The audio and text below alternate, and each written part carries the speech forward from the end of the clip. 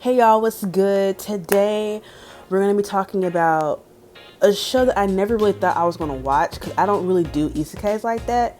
I know that they're really popular and a lot of people like them. I don't like them personally, they don't really interest me, but this show came highly recommended to me, so I watched it.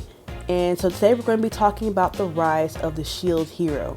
5 minutes or less, non-spoiler, just so you know. And let's get started. Okay, quick summary. Since this is non-spoiler, I'm not going to go too far into it, but we will get into it just a little bit. Just real quick, so that the main character is a dude, he dies, he gets transported to another world like most isekais are.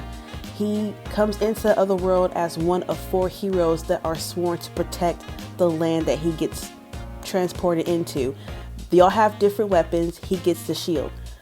He gets framed for a crime that he did not commit, and they kind of treat him like shit through the whole show. So here's what I liked. The fight scenes they're pretty cool. So like the fight scenes come into play because in the world that they get transported to, they need heroes to protect them because there are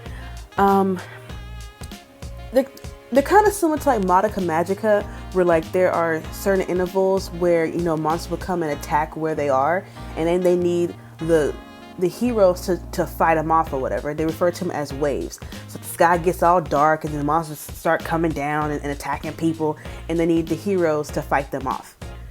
It's kind of like that. So I liked the fight scenes because what they did was like he'll fight them or whatever, and then him and his team, they'll get stronger, and then you can see the powers that they obtain in the next wave. So it's a real progression of all the things that he is able to do, because it's kind of set up in a way of kind of like a game where he could level himself up and level up his weapons and level up his team. So after every wave, and they get the experience points and all that to kind of level up, and then you can see what they can do in the next wave. So that's pretty cool. I also like the characters in general.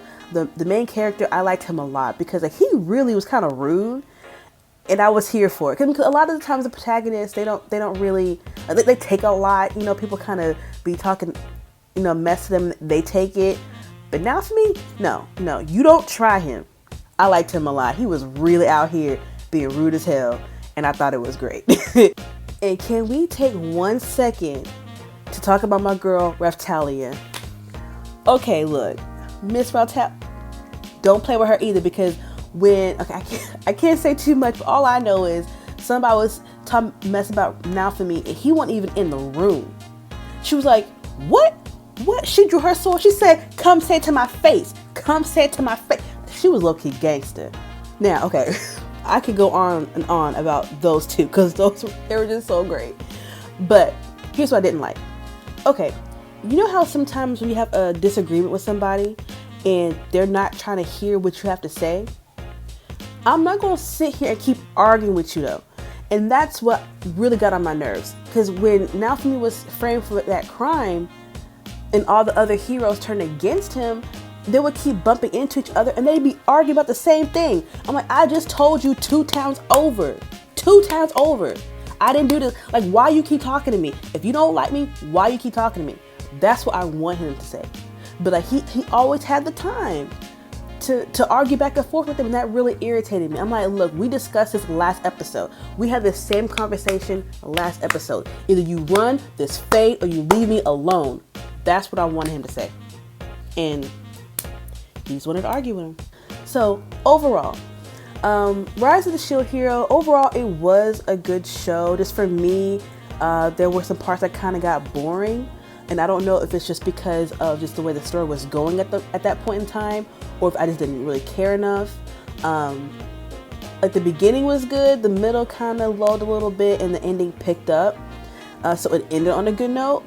But yeah, overall, I thought it was pretty cool. I got through it. It took me a while to watch it, I'm not gonna lie. I would recommend it, especially for someone who likes isekais, because for someone who does not like them, and I still enjoyed it, I think it's a pretty good sign. So yeah, so have y'all seen The Rise of the Shield Hero? Let me know down in the comments. Let me know if you liked it or not. Maybe I'm tripping. But I said it was good though. So I guess I'm not tripping. Or maybe you didn't like it, and then I'll be tripping. You know what I'm trying to say. But I'll be back with another 5-minute or less review, non-spoiler of course, and y'all have a wonderful day, and I will see y'all next time. Don't forget to subscribe and to like, and I will see y'all later. Bye bye.